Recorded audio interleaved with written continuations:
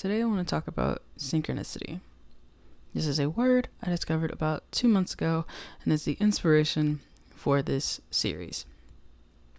It's a word that defines the simultaneous occurrence of events that appear to have no causal connection but relate still significantly. I want to talk about it because 1, I miss my mom, 2, because I love movies, and 3, many of the movies that held my mom's interest have to do with cancer or death.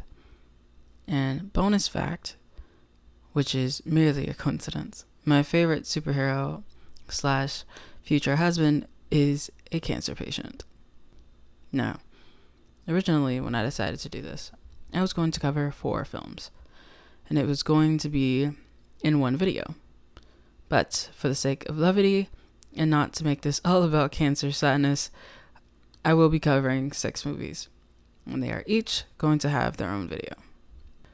Before we get to the movies, I'd like to thank our sponsor, Skillshare. I'm joking, of course. I don't have a sponsor. No one knows who I am.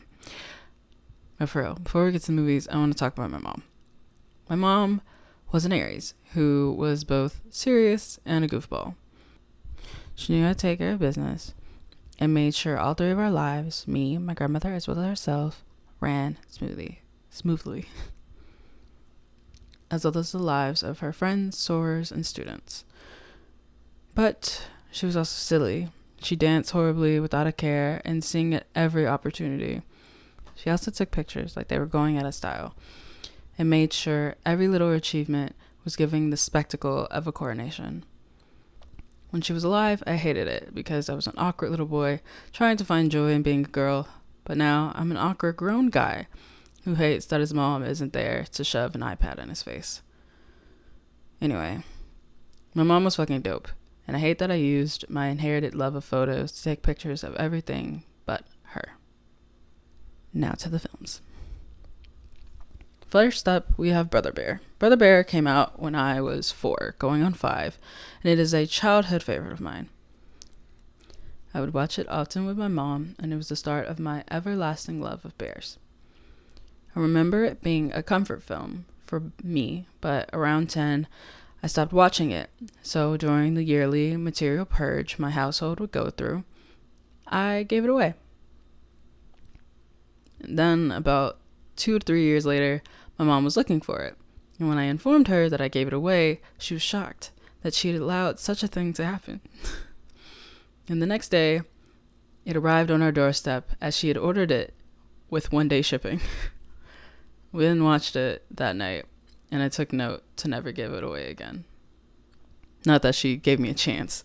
She put it in her movie drawer, as it was now hers. Now, I'm not gonna lie.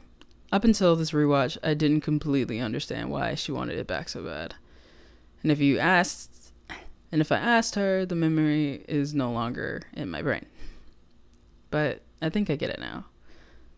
My mom is a product of a found/chosen family, as she was adopted when she was about 5. So the premise of this film, where a man becomes a bear and learns to love and protect an orphan child, likely was really heartwarming and comforting to her. Moreover, and this is likely the main reason, my mom loved kids. She was in the profession of teaching 3 to 5-year-olds, and God bless her, she loved it. So Coda, little bear, probably reminded her of her students. Also, my mom had a goofy sort of humor, so she probably found this movie to be quite funny. I found it funny too. There's a scene, it's called the Salmon Run. So that scene, as well as the song that played over it, it activated my emotional sensory overload in the best way possible.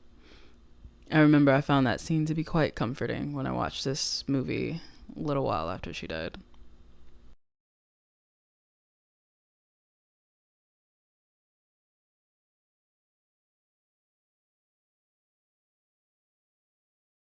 On to our family time. On to our happy to be. We're so happy.